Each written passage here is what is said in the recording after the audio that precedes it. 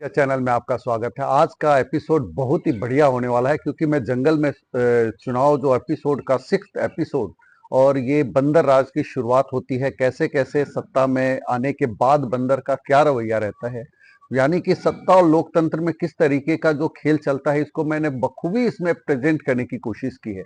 और इसके साथ में कुछ सटीक विश्लेषण जो अभी एग्जिट पोल का भी आ रहा है, उसके अकॉर्डिंग मैं जो बताऊंगा, शायद हो सकता है कि मेरी जो कल्पना के अकॉर्डिंग अभी तक मेरी पोएम की सारी बातें सही निकली है ना। क्योंकि मैं लिख तो बहुत पहले से रहा था, लेकिन हर एक चीज एक्यूरेट है। हो सकता है कि रिजल्ट भी मेरे ही अकॉर्डिंग हो, तो मैं अपने अकॉर्डिंग एग्जिट पोल भी आपको बीच में देने वाला हूं। इसके साथ ही मैं बताऊंगा भी कि कहाँ क्या, और ये मेरे एग्जिट पोल जो मेरे हैं अकॉर्डिंग, वो किस आधार पे क्यों मैं कह रहा हूँ, है ना। तो ये चीजें मैं प्रेजेंट करूंगा। और एक चीज, ये एक रणनीति का हिस्सा भी होता है, इसको आप समझने की कोशिश करें। जैसे एग्जाम्पल के तौर पे अगर इतनी सीटें बता दी जाती हैं ताकि जो दूसरी पार्टी के जो नेता हैं, जो ऑलरेडी आपको पता ही आजकल सबसे सस्ते हमारे नेता हो गए हैं। ये बात अलग है कि पैसे खरीदारों के पास कम नहीं है, उनके पास बहुत ज्यादा पैसा है खरीदने के लिए, लेकिन उसके बावजूद भी जो चुनाव जीत कर आते हैं, किसी का भी यानी कि कोई भी फीलिंग्स की कोई कदर नहीं है, पूरे पूरे जनमत को ही लोग खरीद ले रहे हैं, है ना। तो ये मानकर चलें कि अगर बहुत ज्यादा अगर कॉन्फिडेंस के साथ एग्जिट पोल दिखाया जाता है, तो वो नेता जो सोचते यार सरकार तो बन नहीं रही, तो चलो कोई नहीं, दूसरी पार्टी पार्टी अगर कुछ ऑफर दे रही है तो एक्सेप्ट कर लेते हैं। तो ये भी एक रणनीति का हिस्सा भी हो सकता है। और कहा ना, कुछ लोगों के तर्कस में बहुत सारे बाण होते हैं, कब क्या चले अनएक्सपेक्टेड होता है ना, पता ही नहीं चलता कब क्या कहने वाले। तो अभी मैं बंदर राज की शुरुआत पे आगे बढ़ रहा हूँ, कोशिश करूंगा। मैं पिछली पोएम में मेरे जो रिकॉर्डिंग में दिक्कत आ गई थी, और मैंने थोड़ा सा मतलब ऑनलाइन मंगाया कोई स्पीकर माइक वगैरह जो सिस्टम है, उसमें जैसे प्रॉब्लम आई थी, तो मैंने बाद में उसकी रिकॉर्डिंग करके उसको मर्ज किया था। कोशिश करूंगा, हालांकि भगवान के ऊपर है कि आज मैं पूरी पोएम जो है, कोशिश कर रहा हूँ कि मैं पूरी की पूरी ज्यादा से ज्यादा हिस्से को कवर कर लूं, और हो सकता है तो मैं आज इसको फिनिश करने की भी कोशिश करूंगा, है ना। लेकिन कोशिश करूंगा कि 1 आवर में हो जाए। तो शेर की जगह अभी तक हमने जब देखा कि शुरुआत में बंदर की कई बार धुलाई हो चुकी है, कई बार चीजें हो चुकी हैं, फिर मैंने लोकतंत्र बनाम राजतंत्र देखा जिसकी काफी तारीफ हुई है। उसके बाद मैंने कुछ चुनावी हथकंडे देखे, रणनीति देखी, है ना, पोएम में। और इसके बाद अब जो है दोबारा से अब बंदर राज की शुरुआत हुई है, तो कैसे हुई है अब इसको हम देख रहे हैं। तो बंदर राज की शुरुआत में कैसे क्या हुआ है, तो शेर की जगह बंदर की जयकारा होती है। अब अय्याशी व इज्जत का बाजार सजा था, भक्तों की इबादतों का ये नया दौर था, जैसे लोकतंत्र की मजार व मंदिर सजा था। आंदोलन को गिरवी रखकर बंदर ने सिर्फ सत्ता पाई थी, सोने के पिंजरे में बंद गया जिसे भालू ने बनवाई थी। अब ये समझिएगा कि जो भालू और रीछ ने जो सोने के पिंजरे बनवाए थे, उसमें अब वो बंद गया है। यानी कि सत्ता पाने के लिए नेताओं को अपने आप को गिरवी रखना पड़ता है, जिसका नतीजा लोकतंत्र में मैं मानता हूं कि सबसे बड़ी प्रॉब्लम यही है ना, कि वो फिर कॉरपोरेट के लिए काम करते हैं, ना कि जनता के लिए। जनता तो सिर्फ एक बार बेवकूफ बनते हैं, वोट देते हैं 5 साल में। अभी जो एक कल मैं एक रिपोर्ट देख रहा, तो उसमें आ रहा था कि 1 नेशन 1 इलेक्शन वाली बात जो है रिपोर्ट बनी है। मैं इसमें एक चीज ऐड करना चाहूंगा साथ में, कि अभी नेताजी हमारे जो भी हैं, हर एक आप सभी जो भी व्यूअर हैं वो समझ पाते होंगे, 5 साल में एक बार दर्शन देने आते हैं चुनाव के वक्त, है ना। लेकिन यही बात है कि 3-3 4-4 इलेक्शन होते हैं, कभी किसी राज्य में होते हैं, कभी किसी राज्य में होते हैं, तो इसी बहाने वो लोग काम भी करते रहते हैं। अदरवाइज अगर एक बार हो गया तो 5 साल के लिए तो बिल्कुल ही तानाशाही चालू हो जाएगी, चाहे वो पार्टी किसी की भी हो। क्योंकि ये सब तब संभव है जब लोगों में अवेयरनेस हद से ज्यादा हो और सत्ता का चुनाव बढ़िया हो जाए। तो इसलिए अभी की तारीख में, मौजूदा स्थिति में, मैं भारत में ये चीजें सही नहीं मानता हूं। तो बंदर को तो सिर्फ सत्ता चाहिए थी, पर अति तो हर चीज की दुखदाई थी। जंगल की आबो हवा भी गिरवी हो गई जैसे ही उसकी सत्ता आई थी। बंदर की बेशक कैबिनेट सज गई, पर मांसाहारियों का ही बोलबाला था। दरबारी ही मंत्री बन बैठे थे, जिन्हें भालू ने पहले से पाला था। अब जरा समझिएगा कि ये मैं पहले ही कह रहा हूं कि केवल टोपियां ही बदलती हैं, नेता वही उस पार्टी से उस पार्टी में आ जाते हैं, कल को वो सब कहते हैं ना कि धुल के साफ हो जाते हैं और उनकी तारीफ होने लग जाती है। 50 ऐसे एग्जाम्पल मैंने अपने पिछले वीडियोज में दे दिए, है ना। तो जनता को जब तक जागरूक नहीं होंगे, तब तक उनको सही नेता मिलने वाले हैं नहीं। तो वही है कि पर मांसाहारियों का ही बोलबाला था। यहाँ पे मांसाहारियों से शब्द से मतलब ये है कि वो लोग दरबारी वो थे जो ऑलरेडी पहले दूसरी पार्टी में थे, फिर यहाँ आ गए, भालू पहले उनको फंडिंग दे रहा था, बाद में इनको देने लग गया। तो कहने कहने के लिए बंदर तो बस एक मोहरा नाम का मात्र है। अब दरबारियों ने जयकारा लगाया, भक्ति व शक्ति का शोर किया, खतरनाक प्राणी मौन हो गए। बंदर ने सत्ता पे जोर दिया, बब्बर शेर अब महामहिम है, महाराज की जिंदगी ही जीता है। बाघ बन बैठा रक्षा मंत्री, खेल मंत्री अब चीता है। आप सबको समझने की कोशिश करिएगा कि बाघ बन बैठा रक्षा मंत्री, खेल मंत्री अब चीता है, लोकतंत्र में अब जंगल राज है, बंदर पे प्रधानमंत्री का सेहरा है, गैंडा गृह मंत्री बन बैठा, हर दहशत के पीछे यही चेहरा है ना। कहते हैं मतलब कहा ना, सब पोएट्री है, आप अपने आप इसको समझिए, ज्यादा एक्सप्लेन करूंगा तो मैं आज भी पूरा नहीं कर पाऊंगा। तो बंदर दिन व रात काम करता है, फिर भी काम नहीं कुछ बोलता है, जब कुछ फरियादी फरियाद ले आता, पूरे जोश से डाल डाल पे डोलता है ना। पूरा पूरा दिखा रहा है कि हम तो इतने 24 घंटे काम करते हैं, लेकिन काम कुछ हो नहीं रहा, यानी कि जनता को काम होता हुआ दिखाई नहीं दे रहा है। प्रयास में आज भी कमी नहीं है, पर जनता की चिंता है किसको। लोकतंत्र में ऐसा जंगल राज का मॉडल, जंगली को भाए या लाभ है जिसको। ये जंगल राज का मॉडल केवल जंगली को ही भा रहा है, या तो जिसको लाभ हो रहा है कुछ ना कुछ। मिल बांटकर खाने की बंदर ने नीति अपनाई है, आंदोलन का स्वर अब शांत हो गया, अमीर व गरीब की बढ़ती खाई है। देखो, ये लाइनें मैंने आज की नहीं, 2019 से पहले की लिखी हुई लाइनें है ना। आप समझ सकते हैं कि अगर 200 पेजेस की कविता मैं लिख रहा हूं तो 200, 190, 100, 185, 200 एडिट कर करके इतनी हुई है। इसमें तो कितनी लाइनें मैं हटा चुका हूं जो तुकबंदी के हिसाब से नहीं बैठ रही थी। तो मैं कितने सालों में लिखा हूंगा। तो आप समझिए कि ये सब चीजें, अमीर व गरीब की बढ़ती खाई, ये मैंने उस समय लिखी जब 18-19 के इलेक्शन का दौर था, है ना। और आज वो बढ़कर और भी हो गई हैं। हमने बीच में वो कोविड का टाइम भी देखा है। मैं बार बार हर वीडियो में ये चीज कहता हूं कि हमने प्राइवेटाइजेशन के नाम पे रेल में उन लोगों को तो लगा दिया कि चलो तुम सफाई करो, ये करो, वो करो, लेकिन कोविड में जब ट्रेनें बंद हो गई तो उनके घर का चूल्हा कैसे जल रहा था कोई पूछने नहीं आया, है ना। तो ये है। और इस पे फिर बहस ना होना, मीडिया का ना दिखाना, मैं मीडिया को सबसे बड़ा गुनहगार मानता हूं आज की तारीख में। वो इन्हीं कारणों से कि वो 2012 और 13 वाला मीडिया नजर नहीं आता है, जिन्होंने इतना बवाल मचाया, झूठे आरोप लगाकर, ऐसे ऐसे आरोप भी लगाए जिसमें कोई गुनाह साबित ही नहीं हुआ, यानी कि सब साठ गांठ का नतीजा था। तो मैं इसीलिए कह रहा हूं कि वो मीडिया अब नजर क्यों नहीं आती है, वो चीजें देखने को और जनता को सोचना चाहिए। उनको समझना चाहिए कि क्या वो जो पहले हम 50 रुपए का केबल लगा के, तार भी लगा के देख लेते थे, है ना, जब से हमने डीटीएच के नाम पे कर दिया चालू, पता चला 500-600 रुपए दे रहे हैं, उसमें भी 100 रुपए टैक्स भी दे रहे हैं। यानी कि जितने का हमारा पहले केबल होता था, 200-250 चैनल आते थे, उतने रुपए तो सरकार हमसे ले रही है, वो भी हर घर से ले रही है ना। गरीब आदमी भी दे रहा है। कोई कहता है कि गरीब तो टैक्स नहीं देता, तुमने 500 रुपए क्या दिए, लेकिन 100 रुपए का तो उसका मोबाइल में और उसमें डीटीएच में ही टैक्स ले लिया। वो तो आजकल हर कोई रखता है। तो फिर है क्या, बेवकूफ बनाने का तरीका है सर, जो मैं बड़े बड़े ही मतलब बिल्कुल ही क्लीन होकर कह रहा हूं इस चीज को, कि डायरेक्ट बेनिफिट के नाम पे 500 रुपए दे देना और इनडायरेक्ट के नाम से उसे 5,000 रुपए ले लेना, जो एक्स्ट्रा है, चाहे वो पेट्रोलियम को जोड़ लो, केवल 2-3 आइटम को ही आप जोड़ लीजिए, आपको दिखाई दे जाएगा कि कितने रुपए, यहां तक कि पहले होते थे अनिवार्य वस्तुएं, विलासितापूर्ण वस्तुएं, है ना, कुछ सामान्य वस्तुएं, तो ऐसा होता था जो अनिवार्य वस्तुएं होती थी उस पर टैक्स नहीं लगता था। लेकिन अब तो जीएसटी में आप आपका स्लैब उठाकर देखिए, पहले का देखिए, आपको आइडिया लग जाएगा कि मैं कुछ गलत नहीं कह रहा हूं, है ना। जनता बेवकूफ बन रही है तो उसको बनाया जा रहा है। उनके मुद्दे हमेशा चुनाव में, मैं बार बार कहता हूं, अभी एग्जिट पोल मैंने देखा, उसका भी मैंने आपको पिछली, अभी आज एग्जिट पोल के नहीं, मैंने 2 वीडियो पहले आप मेरा उठाकर देख लीजिए। मैंने कहा कि ब्लंडर्स किए गए सत्ता पक्ष से, लेकिन जो विपक्ष है उसको बहुत अच्छी तरह कैश नहीं कर पाया, वो मुद्दों को बहुत अच्छा नैरेटिव नहीं दे पाया जो दे सकता था, है ना। और बोलने के लिए उनके पास बहुत सारी चीजें थी, लेकिन उसका वो सिर्फ 5% ही बोल पाए।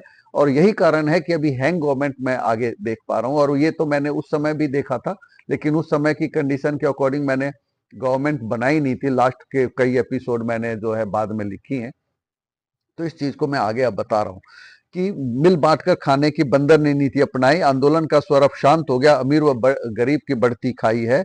भेड़िया प्रसारण मंत्री है, सियार को सूचना मंत्री का प्रभार मिला, भालू को है सिर्फ लाभ से मतलब उसे अच्छा सा व्यापार मिला। भालू व रीछ पृथ्वी के बड़े व्यवसायी, अब एक को हजार वह करता है, सत्ता की कुंजी आज भी उस पे, जब चाहे तब चेहरा बदलता है। भालू का अपना न्यूज चैनल भी, उसमें वो जंगल को खुशहाल बताता है। जब भी कहाँ आवाज उठे तो सरकारी तोता बन जाता है। भक्तों का पार्टी में से खून का रिश्ता है। सुप्रीमो उनकी मम्मी या खाला होती हैं। लोकतंत्र में ऐसे बहुत से भगवान है। हर किसी की अपनी पाठशाला होती है। बहुत ही आयरनिकल लाइन है, आप इसको समझिए। फिर से बोलूंगा कि भक्तों का पार्टी से खून का रिश्ता है। सुप्रीमो उनकी मम्मी या खाला होती है। खाला मौसी को कहते हैं, है ना। किसी की मम्मी है तो खाला है, सुप्रीमो, बस वही वही दिखाई देता है। ऐसा नहीं है कि किसी एक पार्टी के ही अंधभक्त होते हैं, हर पार्टी के अंधभक्त होते हैं। वो उनको कोई नजर नहीं आता है, बस अपने अपने वो राग अलापते हैं, जो ऊपर से कह दिया जाता है उसको वो आगे हर किसी को बोलने लग जाते हैं। उनका काम ही यही होता है कि बस अपने एक प्रोपेगेंडा को चालू करना। तो ये भी देखा जाए, उनको लगता है वो बड़े देशभक्ति का काम कर रहे हैं, जबकि वो भी देशभक्ति का कोई ऐसा काम नहीं कर रहे। वो भी आंख बंद करके किसी पार्टी के गुणगान में लग जाते हैं, है ना। अब देखिए, जी हजूरी पाठशाला में पढ़ना पड़ता है, भक्तों की विशेष टोपी व वर्दी होती है, चुनाव के वक्त ये ही पहननी पड़ती है, चाहे कितनी भी गर्मी या सर्दी होती है ना। आप देख ही रहे हैं कि बस भक्त लग जाते हैं, चुनाव में टोपी पहन के चले आए, पता नहीं उनको क्या मिलता है। तो ये मैं इसलिए नहीं कह रहा कि उनके बस वो उनकी कुछ तो मजबूरियां होती हैं, और कुछ ऐसे होते हैं जो पार्टियों के द्वारा उनको जो है यूज किया जाता है। यूज एंड थ्रो हर एक पॉलिटिकल पार्टियों का काम बन गया है कि लोगों की भावनाओं को उकसाकर उनको पार्टी के काम में लगा देना, और बाद में जब उनसे काम निकल जाए तो उनको जो है बाहर दरकिनार करना। तो ये एक लोकतंत्र की सबसे बड़ी, ये भी एक बहुत बड़ी कमी है जो लोकतंत्र में होता है। बीच बीच में अच्छा सा जलसा होता है, भक्तों में पदों की रेवड़ी बांटी जाती है, कभी बाहरी को मंच पे सम्मानित करते हैं तो कभी अपनों की ही टिकट काटी जाती है। ये सब लोकतंत्र की कमियां हैं। संगठन व नेतृत्व की खींचतान होती है, भक्तों को स्वर्ग में भटकाया जाता है, विकास का मुद्दा चुनाव तक सीमित है, अगले चुनाव तक इसे लटकाया जाता है। नारियल मैन बन के आ जाते हैं और चुनाव के वक्त देखते हैं कि ये कर दिया वो कर दिया, लेकिन बाद में फिर वो गायब हो जाते हैं। कई बार ऐसा दृश्य दिखाया जाता है जिन मुद्दों पे सबको एतबार हो, फिर अचानक रजामंदी हो जाती जिसका सदियों से सबको इंतजार हो। बंदर के लच्छेदार भाषण होते थे, भोले जानवर भावनाओं में बह जाते थे, विकास सिर्फ सत्ता तक सीमित रहता, भक्त मूलभूत सुविधाओं में भी रह जाते थे, है ना। मतलब भक्तों को कोई सुविधा मिलनी नहीं, बस चुनाव के वक्त उनको कहा ये होगा वो होगा, और बाद में सब मुद्दे गायब हो जाते थे। तो ये तो कॉमन सी चीजें हैं जो लोकतंत्र में, अब हम वही कहते हैं ना कि जब इलेक्शन टाइम में ही इनको आना होता है। बंदर राज में सब कुछ खास, जंगल हित में जंगली का त्याग हो, आत्मनिर्भर बनने में वक्त लगता है, तब तक सभी सुविधाओं का त्याग हो, है ना। वो कहते हैं कि आत्मनिर्भर बनेंगे, कड़वे घूट पीने पड़ेंगे, तो ये सब करके लोगों को बरगलाने की कोशिश की जाती है। अमृत पान करने से पहले कड़वे घूट पीने पड़ते हैं, बाजीगरों की पूजा होती है जो अंतिम तक जीते लड़ते हैं। लोकतंत्र के बारे में विचार कौन करता, अब रोजी रोटी से फुर्सत थी किसको, जिसे भी थोड़ा सा भी वक्त मिल पाता मीडिया ब्रेन वॉश करता था जिसको, है ना। मतलब कि मीडिया का काम हो गया था ब्रेन वॉश करना लोगों को। मैं तो बार बार कह रहा हूँ कि मीडिया आज की तारीख में फोर्थ पिलर नहीं है, एक तरीके से बिल्कुल देशद्रोह का काम कर रहे हैं। ऐसी ऐसी बातें वो कहते हैं जिसका कोई कोई मतलब हाथ पैर नहीं है। अभी जैसे कि मैं एक एग्जांपल देना चाहूंगा कि जो 15 अगस्त और 26 जनवरी की बात है कि अब दोनों में से कोई भी डे हो सकता है, तो एक चैनल पे जो ये कहने लगे कि आजादी तो सबको मिली थी, है ना। ये सुधीर चौधरी जी का है कि आजादी सबको मिली थी, है ना। कोई भारत अकेला देश ऐसा नहीं था जिसको आजादी मिली, सबको मिली। तो उसका मतलब क्या, हम युवाओं को ये सिखाना चाहते हैं कि आजादी हमें खैरात में मिल गई। तो ये मीडिया का रोल हो गया है, इसे भी मैं बिल्कुल ही गलत मानता हूँ।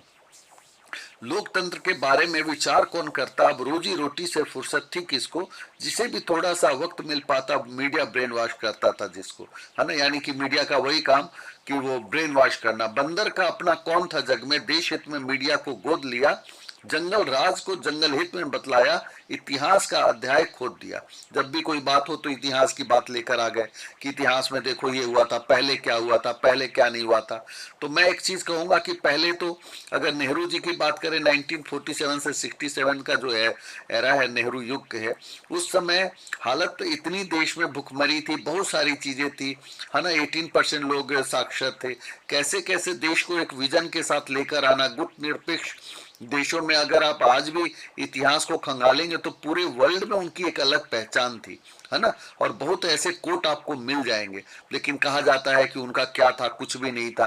तो ये सब चीजें हैं, जो कम पढ़े लिखे हैं वो लोग तो इन चीजों में व्हाट्सएप इंडस्ट्री के देख कर समझ सकते हैं, लेकिन अगर उनके रिसर्च करेंगे, कोई भी हो, चाहे वो पढ़ा लिखा हो चाहे वो कम पढ़ा लिखा हो, रिसर्च करेगा तो उनको नजर आएगा कि पहले के कंडीशन में और अब में क्या अंतर है। बंदर का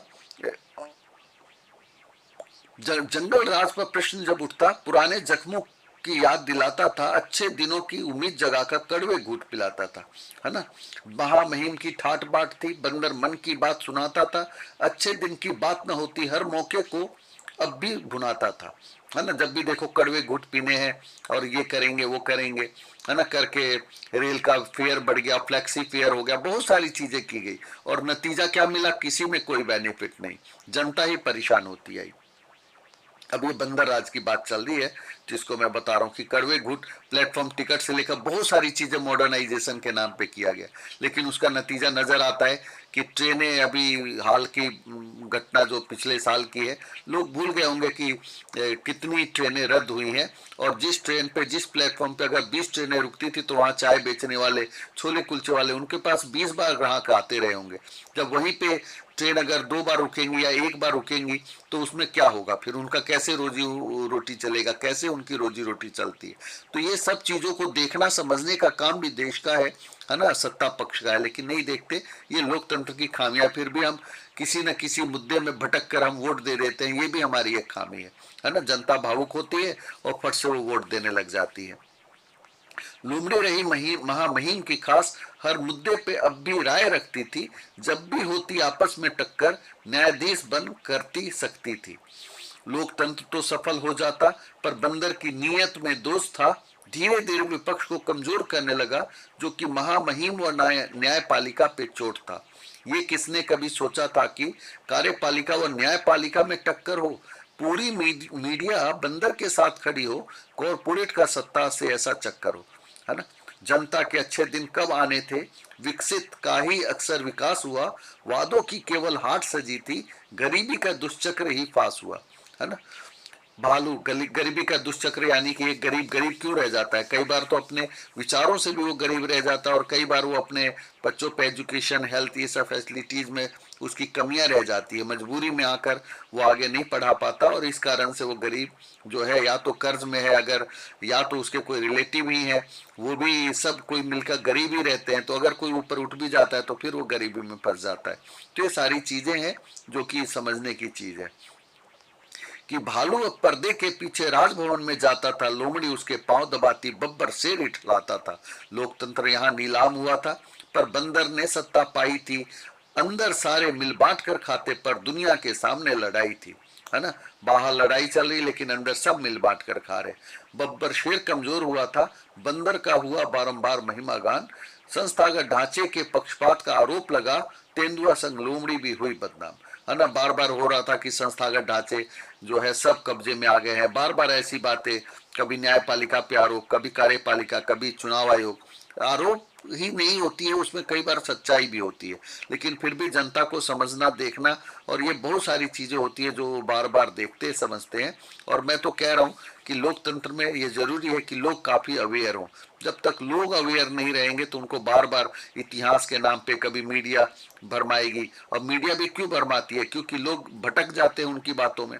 अदरवाइज जब ये कहा जाता है कि पहले क्या किया गया था, तो फट से 1948 का जो हमारी जो आईपीआर रही है उसको देखे, वो 56 का देखे, फिर 91 का देखे, है ना। 90 जब हम 1991 में थे तो सोना गिरवी रखना पड़ा था, और उसके बाद जो है बैंक से हमें लोन मिले थे। उस 91 के बाद हम 2004 में 5 में किस पोजीशन पे आए, और यहाँ तक कि 2011 में हम वर्ल्ड की 11वीं थर्ड इकोनॉमी बन गए थे। तो आप इसको वर्ल्ड उसमें यूट्यूब पे भी उस पर देख सकते हैं, क्या नाम है, गूगल करके देख सकते हैं। फिर देश की स्थिति थोड़ी खराब हुई, 12-13 जो 14 का ऐसा हुआ, फिर 5वें पे आए, फिर हम 5वीं अर्थव्यवस्था अब जो बने हुए हैं, इसको आप एग्जैक्ट भी देख सकते हैं। मैं तो एक आइडिया दे रहा हूँ, क्योंकि पोएम में मैंने कई चीजों के कारण जो है कि किसी किसी चीज को एक्सप्लेन किया है। नेशनल प्लानिंग कमीशन जो है 1938 में बोस जो है उसके चेयरमैन थे, है ना, और कांग्रेस नहीं बनाया था। तो ये चीजों को समझना है। बब्बर शेर की जयकारा होती, पर उसके दांत व पंजे तोड़ दिया। आओ भगत में कमी न छोड़ी, पर सोने के पिंजरे में छोड़ दिया। जंगल में सब जानवर घूमे झूमे, जंगल राज का अंत हुआ। बंदर राज में बब्बर शेर बिना दांत के संत हुआ। अभी जो मैं ये बता रहा था कि जो सत्ता जब आई थी तो उस समय एक विजन था जब भी तो, जैसे हम बोस को भी कह देते हैं कि ये किया गया वो किया गया, जबकि 1938 में बोस को चेयरमैन बनाया गया था, वो भी नेशनल प्लानिंग कमीशन का। ठीक है, तो ये सब चीजें हैं कि एक अच्छी नीति का नतीजा था, एक अच्छे विजन का वो था। उस समय एक चीज और बता दूं कि मुंद्रा स्कैंडल जो किया गया था वो फिरोज गांधी ने उसको एक्सपोज किया। वो भी कब, यानी कि नेहरू की सत्ता में रहते उनके ही दामाद ने जो है मुंद्रा स्कैंडल को जो एक्सपोज किया था। और उसमें जो क्या थे, टीटी कृष्णा मचारे ही नाम था शायद, कुछ ऐसा ही, और वो फाइनेंस मिनिस्टर थे, उनको रिजाइन भी करना पड़ा था। अब देखिए, फिर से कोई आंदोलन ना हो इसका भी बंदोबस्त किया। अपने भक्तों की टोली बनाई जिन्होंने दिन रात एक होकर गश्त किया। आजादी के नाम पर देखो संस्थागत ढांचे को ध्वस्त किया। सभी को भ्रष्टाचार से जोड़ा, जनहित में बताकर उसको आश्वस्त किया। चिंपैंजी से था उसको खतरा, उसे राजभवन से जोड़ दिया। आरोप लगाकर उल्टे सीधे विपक्षी सेना को तोड़ दिया, है ना। चिंपैंजी एक दूसरा कैरेक्टर है, और वो भी जैसे कि आप इसको जोड़ पाएंगे सत्ता से देख कर कि कौन क्या है। उसको भी राजभवन से जोड़ने की कोशिश की गई कि वो तो चांदी के चम्मच से खाना खाता है। तो इस तरीके से एक बनाया जा रहा है ताकि विपक्ष में कोई ना रहे। किसी को मिला मंत्री का लालच तो किसी को रीछ ने ट्रैप किया। बंदर का था जो वो अंतरंग साथी, विपक्ष को झूठे षड्यंत्र में मैप किया। रीछ का धंधा जोरों पे था, बंदर संग पूरी अय्याशी करता था। कभी प्रभु राम का भजन सुनाता तो कभी मथुरा काशी करता था। बंदर भालू के व्यवसाय में झांककर रीछ को व्यापारी नुस्खे भी देता था। बुरे दिनों का साथी था वो, इसलिए भविष्य के अंडे सेता था। रीछ और भालू बुलंदियों पर थे, पर पूरी जनता त्रस्त हुई। मीडिया पर भी पूर्ण वर्चस्व था, केवल विपक्षी चेहरे ही भ्रष्ट हुई, है ना। बार बार विपक्ष को ही कटघरे में डालने की कोशिश की जा रही थी। और रीछ जो वैसे भी उसका पुराना साथी था, तो इस कारण से उसको क्या कर रहा था कि कई कामों में जैसे कहते हैं ना कि रिसोर्सेस पहुंचाने का काम करना। तो ये सब चीजें हैं, इसको आप अलग अलग चीजों से जोड़ कर देखें। मैं अनपॉलिटिकली इन चीजों को कहता हूँ। मीडिया था भालू व रीछ का सरकारी गोरख धंधा। पत्रकारिता के नाम पे उनकी थी स्वच्छंद मानी। स्टिंग करना हो या करना हो कैसा भी धंधा, मुखौटे बदल बदल कर होती थी उनकी बेईमानी, है ना। बंदर के एजेंडे पे प्लेटफॉर्म फिक्स होता, मुख्य मकसद था सबको सरकारी तोता बनाना। असल मुद्दों से भटकाने का प्रयास भी ऐसे चलता जैसे झूठ के सागर में युगांतकारी गोता लगाना, है ना। जैसे मैंने कहा ही कि मेन मकसद क्या था कि कैसे भी मीडिया इसी रोल में रहे, कैसे भी करे, पक्षपात की पराकाष्ठा प्राप्त की, कहीं भी घुसपैठ करने की थी आजादी। पर्दे के पीछे निर्धारित होता अफसाना, बंदर व मीडिया की थी ये गंधर्व शादी। विपक्षी खेमे में कहा क्या चल रहा, पत्रकार के वेशभूषा में पता चल जाता। भालू व रीछ बंदर को खबरें देते ताकि लच्छेदार बातों से बंदर छल पाता। कहने का मतलब क्या है, एक तरीके से कोशिश की जा रही थी कि ये लोग विपक्ष में कहीं कहीं जैसे इनके पास आजादी होती है उसका दुरुपयोग करके, है ना, मीडिया खरीद लिया। और भी जैसे आज आपको लगता है खोजी पत्रकारिता नहीं है, इसके पीछे कारण क्या है कि अब ये पत्रकारिता एक कंपनी के हाथ में, कंपनी हो गई है, कॉरपोरेट हो गई, और वो फिर कंपनियां बनाती है, फिर वो चलाती हैं, फिर वो एंकर को वही पैसे जो देते हैं उसी सब बात के देते हैं कि वो कितना टीआरपी मेंटेन कर रहे हैं और कैसी खबरें लाते हैं। तो इसलिए आप जो है पहले वाली पत्रकारिता की उम्मीद तो कर ही नहीं सकते। पक्षपात की पराकाष्ठा प्राप्त की, कहीं भी घुसपैठ करने की थी आजादी, पर्दे के पीछे निर्धारित होता अफसाना, बंदर व मीडिया की थी एक गंधर्व शादी। विपक्षी खेमे में कहा क्या चल रहा, पत्रकार के वेशभूषा में पता चल जाता, भालू और इस बंदर को खबरें देते ताकि लच्चेदारों बातों से बंदर छल पाता। जो भी बंदर का साथ निभाता उसकी सारी गंदगी धुल जाती थी, सारे तंत्र फिर तारीफ के पुल बना देते, कंकड़ भी शक्कर की तरह घुल पाती थी। प्रथा चलाई जंगल में ऐसी जैसे मोर मोरनी का नाच हुआ, ताली बजाएंगे सब मिलकर, आवाज ना आई वहीं जाच हुआ। मतलब कहा ना कि सब व्हाइट वॉश में हो जा रहे हैं, है ना, वॉशिंग मशीन में धुल जाते हैं। जो भी कोई उनके साथ आ जाता, चाहे विपक्ष में रहकर वो बहुत ही ज्यादा क्या था, बेईमान था, उस पर सारे आरोप लग जाते थे, जैसे आपने कोयला घोटाला ये सब में देखा ही है। तो दरबारी संग रीछ व भालू भैया हर मौके को भुनाता था, जब जंगल राज पे आवाज उठती तो बंदर मन की बात सुनाता था। आंदोलनकारी बिखर गए, अब आंदोलन फिर से बदनाम हुआ, जुलूस व रैली पर भी पाबंदी लगी, जंगल हित के नाम पर इंतकाम हुआ। निर्णय चाहे किसी का होता, बंदर ही सर्वे सर्वा था, बाकी मंत्रालय नाम के थे, बस अकेले बंदर का होता गरबा था। शेर मतलब कि इस तरीके से बंदर ने धीरे धीरे अपने लोकतंत्र में क्या किया, अपनी पैठ बनानी चालू की। मेन मकसद क्या था कि बाकी विपक्ष को खत्म करना और मीडिया को अपने हाथ में रखकर प्रोपेगेंडा चालू करना।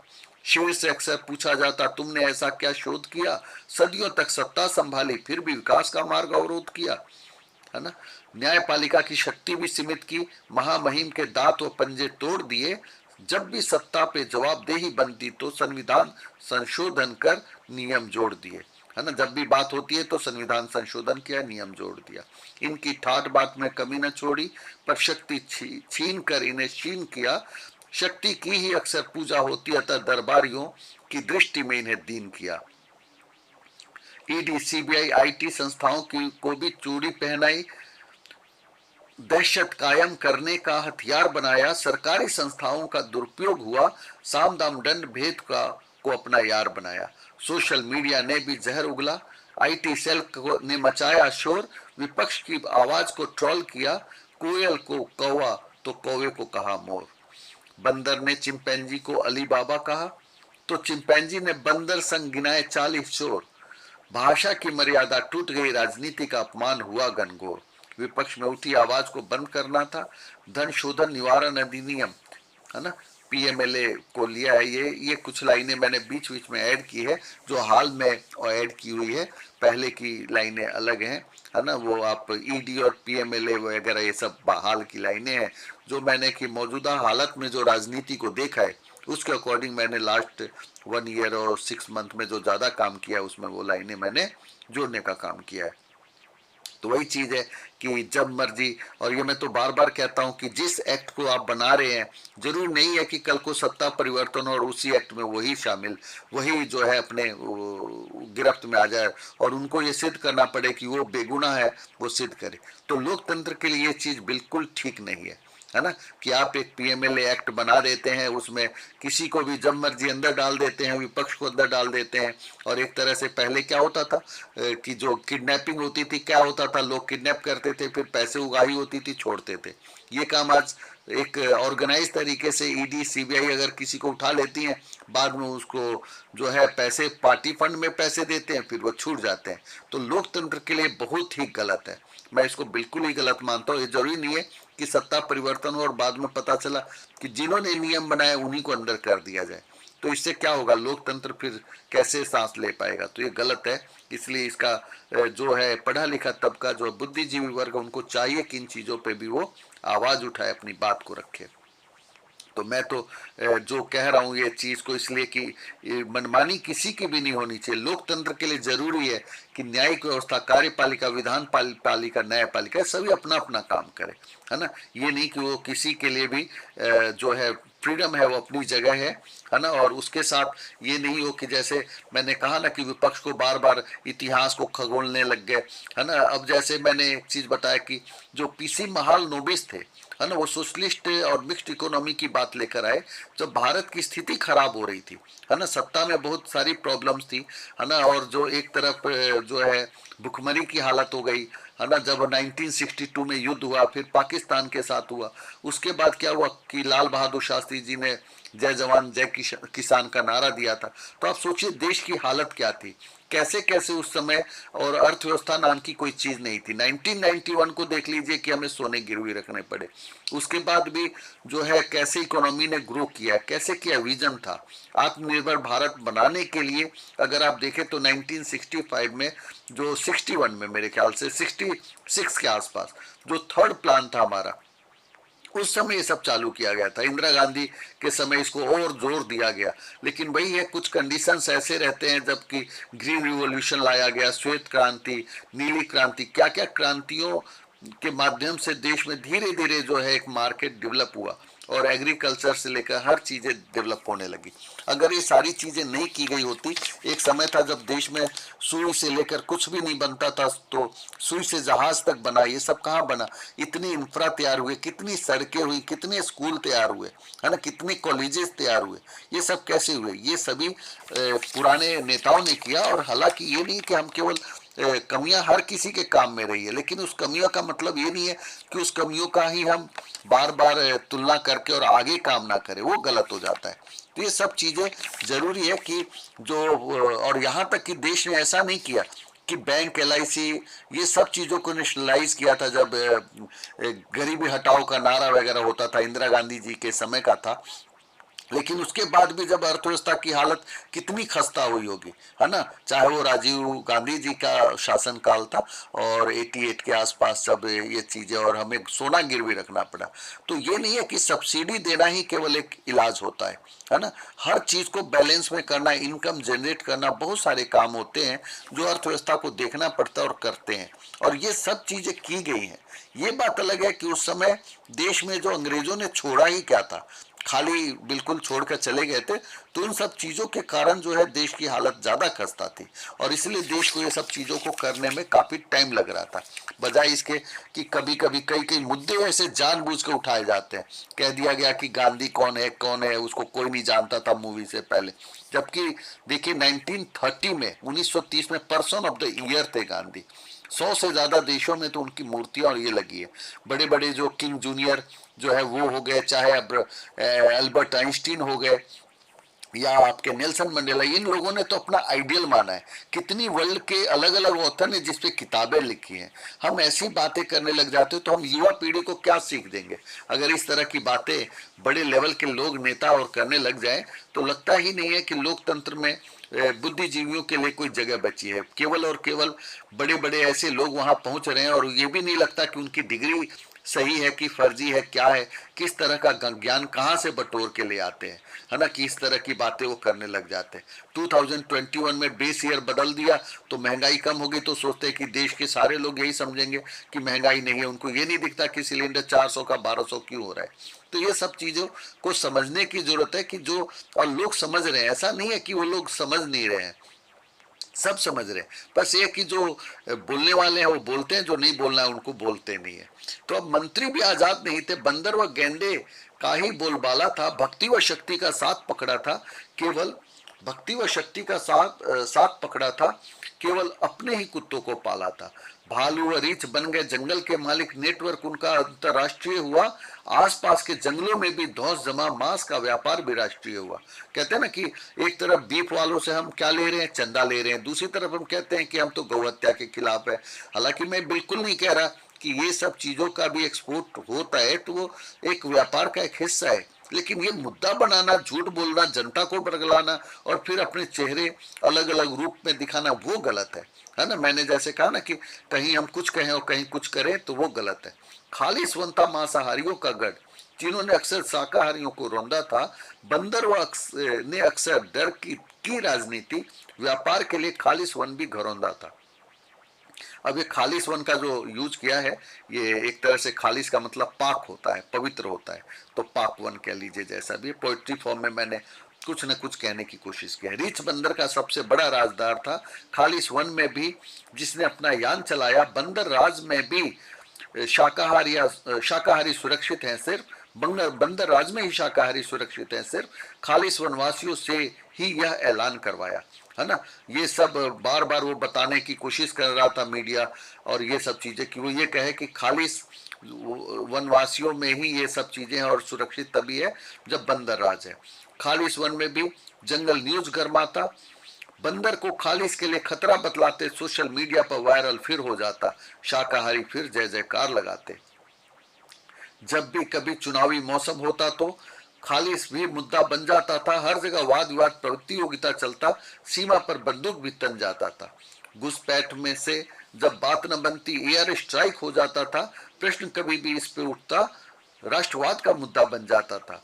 मीडिया नैरेटिव का निर्माण करता था, भालू व रीछ संग बंदर इस पे इतराता था, बंदर राज का स्थानापन्न कौन, इन प्रश्नों से सबको भरमाता था कि आखिर बंदर राज के अलावा है कौन, है ना, है कौन, मतलब कोई भी इतने बड़े देश में कोई सब्स्टिट्यूट ही नहीं है। इस तरह की बातों से लोगों को बार बार भ्रमित करने की कोशिश की जाती थी, है ना। मकसद क्या होता था कि लोगों को कैसे भी बेवकूफ बनाना, उल्लू बनाना, कैसे भी उनको आगे करना। सत्ता संघ व्यापार का मॉडल बंदर राज की सफलता का नींव बना, जंगल हित की बातें करने वाले मूक दर्शक बन गए, बुद्धिजीवी वर्ग भी निर्जीव बना। कहा ना, जब बुद्धिजीवी वर्ग भी निर्जीव बन जाता है, चाहे वो बोलता ही नहीं है, क्यों सोचता है कि क्यों पंगे लेना है ना, तो वहां पे अब देश का क्या होगा। हालांकि रिस्क लेना पड़ता है, बोलना पड़ता है, क्योंकि देखिए ये तो सत्ता का खेल है ना। इसमें जनता को जो है, हमारे देशभक्तों ने कितनी जानें दी है, कितनी शहादतें दी है, तब ये आज़ादी मिली है। और ऐसी आज़ादी के लिए अगर कुछ लोगों को समझ में आती हैं चीज़ें, तो उनको ये चीज़ें कहनी चाहिए, बोलनी चाहिए, अपनी बात को रखनी चाहिए। तो ये सब जनता का वो है। विरोध की भावना सब में थी, पर लेकिन सत्ता सुख ने सबको असहाय किया, न्यायोचित अन्याय के खिलाफ बोले कौन, जिसने बब्बर शेर को ही गाय किया। तो कहा ना कि सत्ता के सुख में हर कोई सोचता था क्यों पंगे लें, सब चाहते हैं भगत सिंह पैदा तो हो लेकिन अपने घर में नहीं, किसी और के घर में हो। तो यही वाली बात थी कि न्याय करने के पदभार ने लोमड़ी को सोचने पे मजबूर किया, लोकतंत्र के इस जंगल राज के लिए उसने भी कितना कसूर किया। लोमड़ी कहने को बंधन मुक्त थी, पर सत्ता का उसमें उस पे था गहन दबाव, जंगल के साथ उसने अन्याय किया था, उसके सीने पे ये था गहरा घाव। लोमड़ी बंदर या हो भेड़िया, सब पे कुमति प्रभावी हो जाते हैं। स्वार्थ जब जनहित पर भारी होता, बाहुबली व धन बली हावी हो जाते हैं। लोमड़ी की विद्वता गिरवी होती है, डाल बंदर डाल डाल पर डोलता है, बाघ चीता गैंडे सब शेर हो जाते हैं, ये लोकतंत्र की असफलता बोलता है। आंदोलनकारियों का आंदोलन अच्छा, पर बंदर खास हो जाता है, मंथरा कानों में विष घोलती है, रामराज को वनवास हो जाता है। बरसों का वनवास होता है, फिर दिवाली आती है, चंद लोगों के स्वार्थ सिद्धि में आंदोलन बलि चढ़ जाती है। सुशासन तो वहां बस सपना है, जहां विद्युता शक्ति को शीश झुकाती है, तब लोमड़ी भी शेरों के चरणों में सोती, लोकतंत्र में जंगल राज सताती है। लोमड़ी को पश्चाताप करना था, बंदर को मजा चखाना था, जिस संविधान की कसमें खाई थी वही ग्रंथ उसे पढ़ाना था।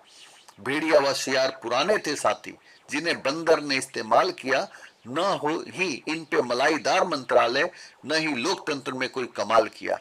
लोमड़ी ने भेड़िए व सियार को बुलाया, उनके जमीर पे फिर से चोट किया, बहुरूपीय बंदर को मुक्का मुखौटा पहनकर रीछ व गेंडे ने सबको रिमोट किया।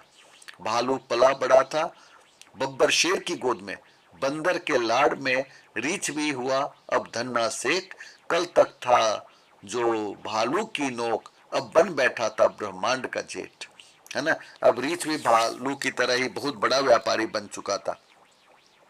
बंदर को अपने समक्ष कोई पसंद नहीं, भालू का भी वही हाल है, रीछ का बढ़ता कद उसे रास ना आता, भालू की घर वापसी ही पहली चाल है ना। ये लोमड़ी कहती है कि जैसे भालू के साथ पैरेलल एक और रीछ खड़ा हो गया है, तो भालू को अपने साथ लाया जा सकता है, यानी कि उसको लगता है कि भालू उसके साथ इस चीज में आ सकता है, यानी कि वो दोबारा से बंदर राज के जो साथ है वो अपना दल बदल के इधर आ जाएगा।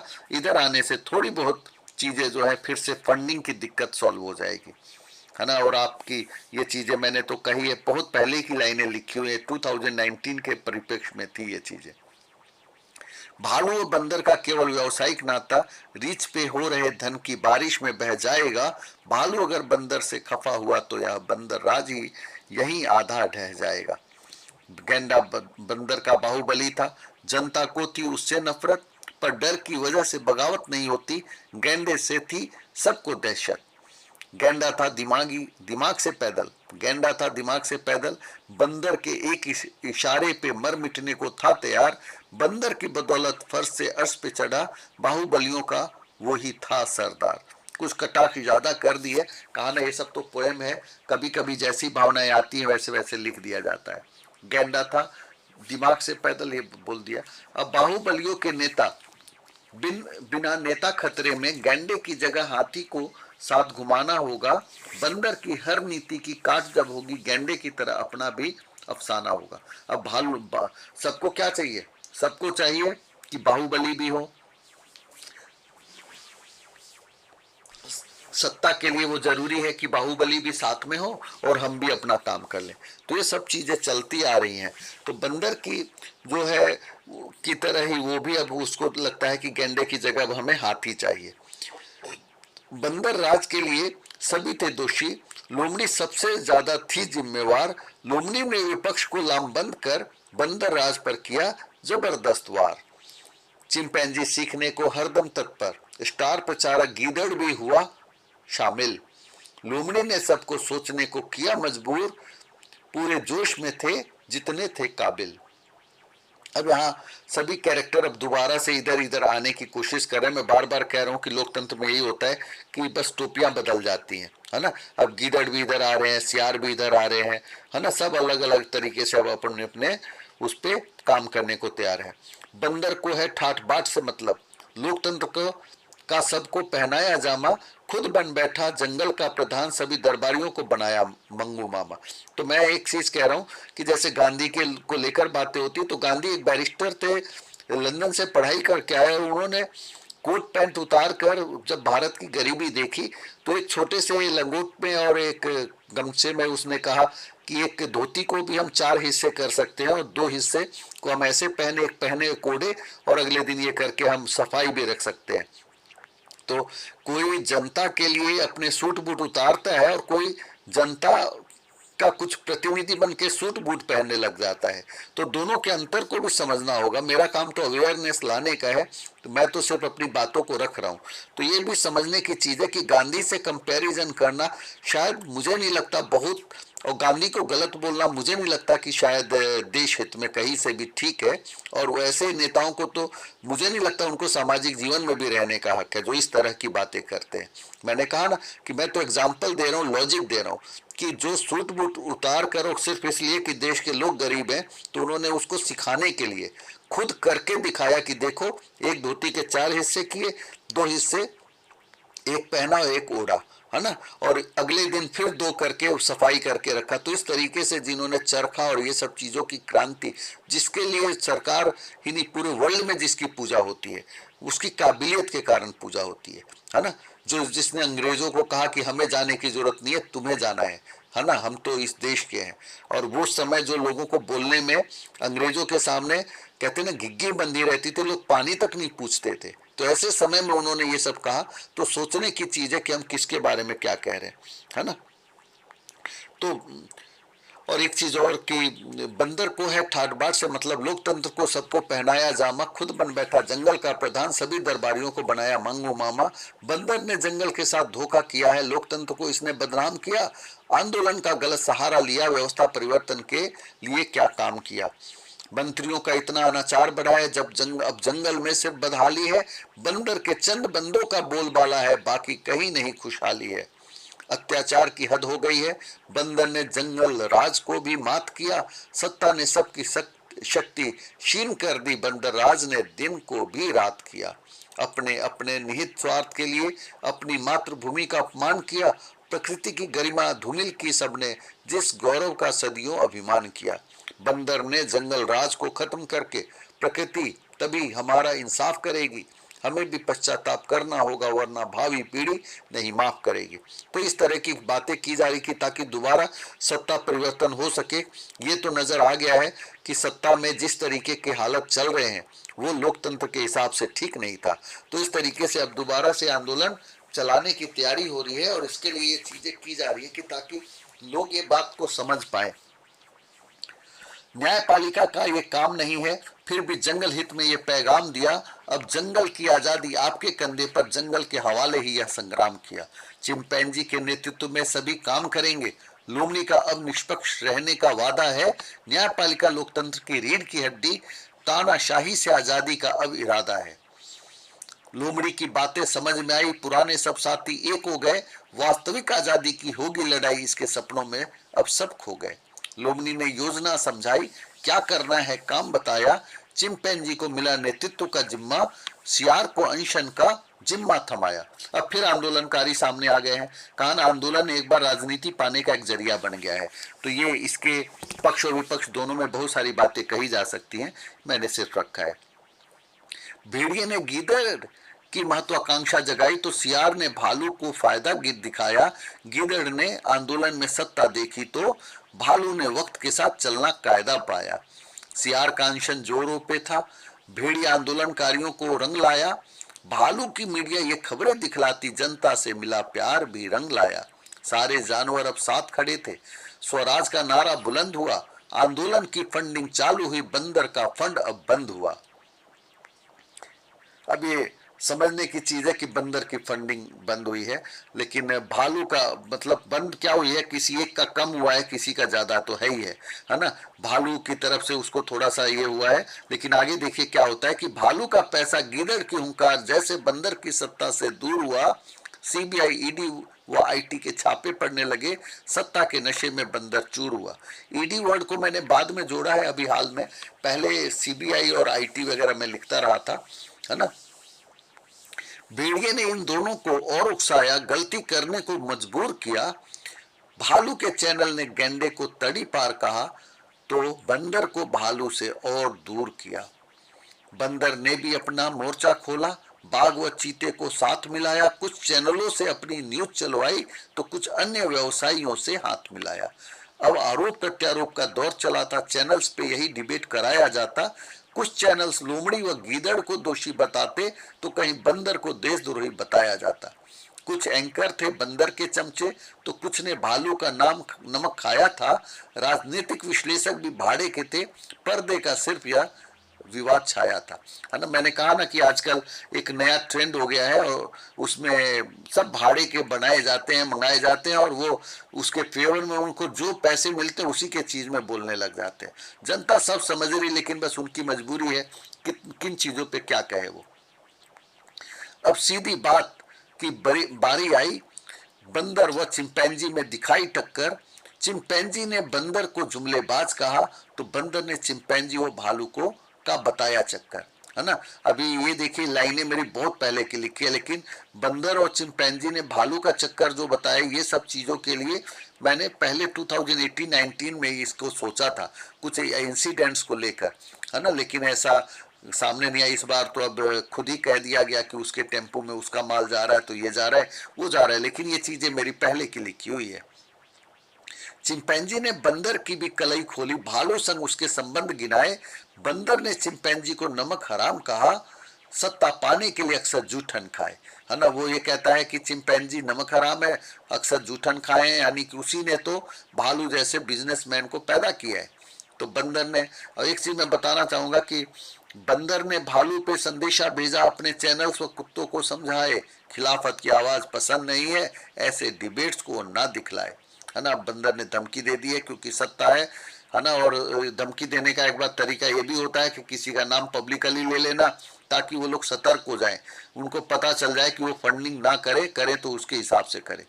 भालू को तो व्यवसाय करना था, खोटे सिक्के का भी अपना फायदा, अपने सभी चैनल्स को आजाद बताया, दोनों नाव की सवारी का यही था कायदा, है ना। यानी कि उसने, भालू ने देखा कि दोनों तरफ रहना ही ठीक है, कहीं सत्ता परिवर्तन ना हो तो दिक्कत हो जाएगी। जब तक सत्ता परिवर्तन ना हो जाए बंदर से दुश्मनी ठीक नहीं। सत्ता पक्ष तो सहस्त्र हस्त है, उनके हाथ न रहे तो भीख नहीं। भालू ने फंडिंग दोनों तरफ कर दी, दोनों पक्ष को ही आश्वस्त किया। चुनावी दौर में सत्ता की लाठी ने विपक्षी माहौल को अक्सर पस्त किया। ये समझने की चीजें हैं। मैंने तो जो फीलिंग्स है लोकतंत्र को लेकर समझता हूँ मैंने लिखा है।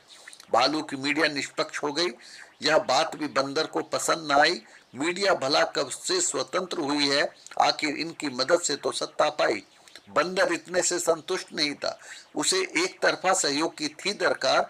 विपक्ष पूर्ण रूप से पंगु हो जाए, खुद बन जाए वह रसियन जार, है ना। रसियन जार वो सोचता है कि खुद उसकी सरकार रहे, बाकी कुछ ना।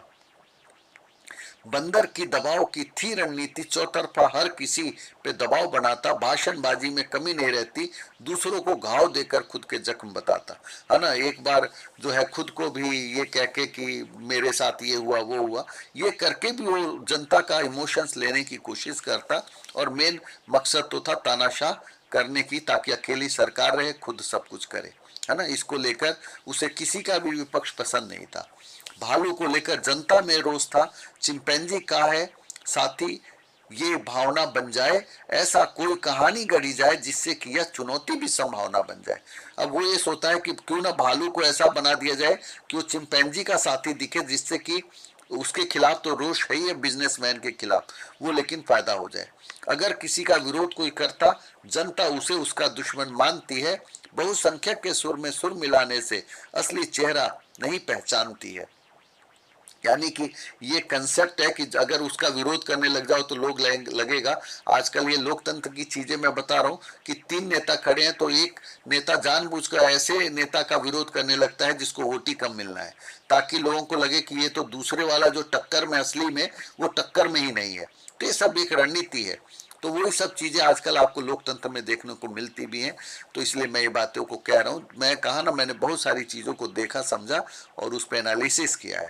विरोध का विरोध के लिए विरोध करना, स्वयं को स्वयं का दुश्मन मानना है। बेवफा का बेवफा के लिए बेवफाई करना, राजनीति में वफादारी की खाक छानना है। राजनीति में अच्छी अच्छी लाइनें मैंने कई जगह ऐड की हुई है ना। जहां मुझे अच्छा लगा लिखा, या मन में जैसी भावना जब आ गई लिख दिया। राजनीति में कोई अपना नहीं होता, सगा होता कोई मित्र नहीं। सिंहासन जहां बेदाग रहा हो, ऐसा कोई चरित्र नहीं। रीछ तो पीठ पीछे छिपा ही रहता, पर भालू की थी दुनिया सतरंगी। उसके सामने दुनिया ऐसी थी जैसे नींबुओं के बीच में वो नारंगी। जनता के साथ विपक्ष भी शोर करते थे, जैसे होती मुर्गे की बांग थी। भालू पर भी पाबंदियां बढ़ाना ही आज के वक्त की मांग थी। बंदर ने रणनीति अनुसार भेद खोल दिया, भालू के व्यवसाय को लूट बताया। कई मंत्रियों का भी मंत्री पद छीना, भालू के चैनलों को झूठ बताया। अब देखिए ये मैंने जो लिखी है अब आज के तारीख में कितना सही है नहीं है, क्योंकि कहा ना मैंने बहुत सारी लाइनें पहले की लिखी है जो यार मेरी एज पर एक्सपेक्टेशंस थी जो मैंने लिखा, है ना। हालांकि बहुत सारी चीजें अभी सही सही सिद्ध भी हुई हैं, बाकी अभी कंफर्म मैं कह नहीं सकता कि आगे अभी क्या होना है।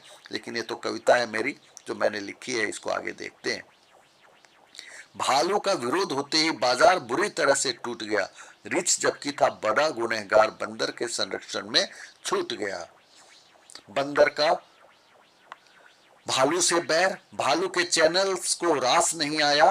गधे पत्रकारों का कसूर क्या था जिन्होंने कभी घास नहीं खाया, है ना। मैंने बहुत ही पत्रकारों को खिलाफ में काफी कुछ लिख रहा हूँ। खासकर ये वो पत्रकार नहीं है जो बड़ी ईमानदारी से पत्रकारिता करते हैं, ये वो पत्रकार हैं जो कि सत्ता की मलाई चाटने के लिए इतने लेवल पे गिर गए हैं कि उनको यही नहीं पता चलता है कि कोई अपने पूजा पाठ करने के लिए चला गया तो वहां पे भी मीडिया कवरेज कर रहे हैं, 10-10 कैमरा लगाकर एक एक चीज को टेलीकास्ट कर रहे हैं। और समझ में नहीं आता कि जो व्यक्ति चुनाव में खड़ा है, जिसको जनता वोट दे रही है और टीवी पे पूरे दिन उसी को चलाया जा रहा है, तो ये कैसा लोकतंत्र है। इसको समझने की जरूरत है। मैंने तो अपनी बात जो है मैं तो स्वतंत्र तरीके से कहता हूँ, जो बात थी वो मैंने कह दी, लेकिन लोगों को इस पे समझने की जरूरत है कि आखिर ऐसा क्यों है कि जो व्यक्ति इस तरह की बातें कर रहा है और उसको पता है, यानी कि एक नाटक खुद की जाती है ताकि लोगों को समझ में आए कि वो इस तरीके का करना चाहते हैं और पूरे दिन वही नजर आए ताकि उसको वोट मिले। तो रीच के भी अपने चैनल थे, हर पल बंदर का गुणगान किया। बंदर राज में ही जंगल की आबो हवा बदली, बंदर गान ही अब राष्ट्रगान हुआ, है ना। यानी कि इस तरीके से कि बंदर गान ही अब राष्ट्रगान हुआ, यानी कि जब कहा ना भगवान ही बना दिया अब तो। हालांकि मैंने भगवान वाली लाइनें ऊपर अभी तीसरे या चौथे एपिसोड में सुनाई थी, वो मैंने पहले की लिखी थी, लेकिन उस समय सोचा नहीं था, बस मैं तो भक्तों के हिसाब से सोचता था, लेकिन ये नहीं सोचा था कि जनता को इतना बेवकूफ समझते हैं कि खुल्लम खुल्ला ही खुद को भगवान बताने लग जाएंगे, है ना। लाशें तैर रही थी, इतने लोगों की जानें चली गई, इतने लोग परेशान हुए, हर दिन हर पल कोई ना कोई आत्महत्या कर रहा है, और ऐसे में खुद को भगवान कहने की कोशिश कर रहे हैं, और मीडिया उस पर हाँ जी हाँ जी हाँ जी कर रहा है। तो ऐसे में मीडिया का क्या रोल है? इसे मीडिया ने लोकतंत्र पर प्रहार कहा। बंदर के खिलाफ डिबेट हुए, जंगल न्यूज ने बंदर का डीएनए दिखाया, तो कुछ जंगली दंगों की भेंट हुए, है ना। जंगल में भी दंगे हो रहे बार बार, है ना, इसलिए शाकाहारी मांसाहारी खालिस वन आपने देखा ही, अलग अलग कंटेक्स्ट को लाने की कोशिश की है। जंगल में फिर से माहौल गर्म था, ये जंगल राज के खिलाफ आवाज थी। बंदर, रीछ, गैंडा और सारे मंत्री ढोंगी लोकतंत्र की कैसी एहसास थी। बंदर ने अब नई योजना बनाई, विशाल रैलियों का इंतजाम किया, लच्छेदार भाषण देता अच्छे दिन लाने का पैगाम दिया। भालू की साठगांठ चिंपैंजी संग थी, उसके संरक्षण में ही पला बड़ा। बंदर की इसमें क्या गलती थी, उसकी सत्ता में सिर्फ एक रहा खड़ा। अब बंदर कहता है कि भालू तो मैंने थोड़ी ना, भालू तो चिंपैंजी के साथ इतना बड़ा हुआ है, मेरे साथ तो बस ये खड़ा रहा है ना। मैं तो बस व्यापार को प्रमोट करता हूँ, लेकिन सारा का सारा कसूर पहले की सरकारों का है। बंदर के लच्छेदार भाषणों ने फिर से जानवरों को भ्रमित किया। चिंपैंजी की सारी रणनीतियां सफल हो रही, बंदर की नौटंकी ने सबको चित किया। चिंपैंजी भी कोई कम नहीं था, उसने सच्चाई के साथ सबको तर्क दिया। बंदर से भालू व रीछ का शुभ चिंतक है, तभी तो कथनी करनी में फर्क किया। चिंपैंजी बोला, बंदर बेवफा बेवफा बंदर है, राजतंत्र में भालू ने किया व्यापार। बंदर राज में, भालू मालिक बन बैठा, एक को करने लगा हजार। रीछ बंदर का पुराना साथी, दलाली कर करके बनाई साख। बंदर से सारा जंगल छीनकर एक को अब करने लगा है लाख, है नहीं। वो कह रहा है कि वो एक को हजार करता है, तो कहता है एक को लाख कर रहा है। बंदर राज में सब कुछ महंगा सस्ता, सिर्फ हुआ ईमान। जंगल लूटा गया बंदर के सामने, रीछ के हाथ में रही कमान, है ना। यानी कि पूरी प्राकृतिक साधनों का दोहन हो रहा है। जानवर बेशक जंगली थे, पर पहले किए वादों का उन्हें होश था। अच्छे दिन के वादे तो पहले भी थे, पर पूरा न होने का उनमें रोष था, है ना। जैसे कहा ना कि 14 में सरकार बनी तो कहा 19 में करेंगे, 22 में करेंगे, 19 तक के लिए बनी थी तो 22 तक करेंगे। 22 की बारी आई तो 22 का जिक्र ही बंद हो गया।